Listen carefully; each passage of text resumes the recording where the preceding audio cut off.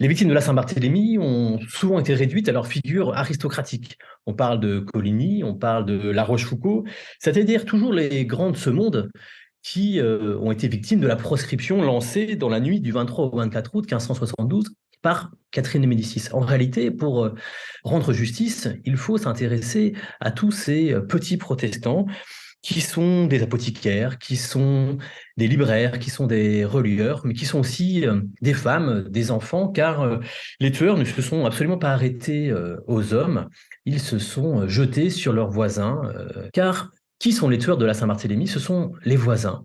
Et les protestants ont l'habitude d'être persécutés par leurs voisins, et quand, dans la nuit du 23 au 24 août à Paris, ces voisins sont venus frapper à leur porte, ils ne se sont pas défendus, pensant que, comme d'habitude, ils allaient être jetés aux prisons. Donc, ce qui surprend les observateurs, c'est à quel point les protestants se sont laissés mener à la rivière ou à la prison sans se défendre collectivement. C'est vrai à Paris, c'est vrai à Lyon, c'est vrai à Toulouse et c'est vrai à Rouen.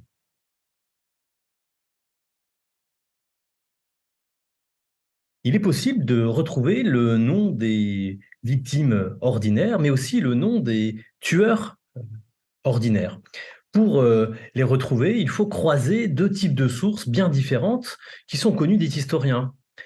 La première source, ce sont les mémoires de l'État de France qui ont été écrits par un pasteur protestant qui s'appelle Simon Goulard, qui, au lendemain de la Saint-Barthélemy, a écrit à des dizaines de correspondants pour savoir ce qui s'était passé.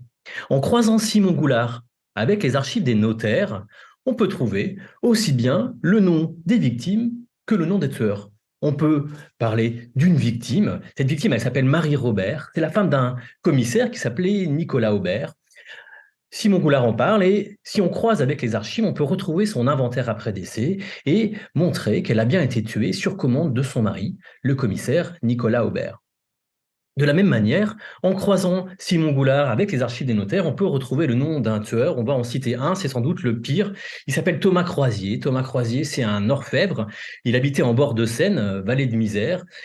C'était un croyant fanatique, un catholique, paroissien de Saint-Jacques de la Boucherie, et il se vantait, dans les jours et les semaines qui ont suivi la Saint-Barthélemy, d'avoir tué de ses simples mains 400 protestants.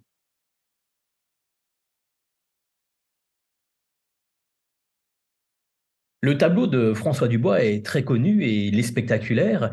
C'est le tableau d'un rescapé de la Saint-Barthélemy et en ce sens, il est très émouvant. Et pourtant, il peint en réalité des vérités qui sont peut-être faussées. Première vérité sans doute fausse, Catherine de Médicis qui, au fond du tableau, se penche sur un tas de cadavres. Il s'agit de construire la légende noire de Catherine de Médicis et il est fort peu probable qu'au lendemain de la Saint-Barthélemy, Catherine de Médicis soit sortie pour admirer les cadavres.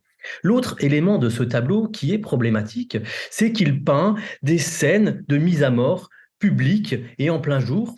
Or, en réalité, les recherches les plus récentes nous permettent de dire que la majorité des mises à mort ont eu lieu en prison, derrière des hauts murs, à l'abri des regards de la plupart des Parisiens.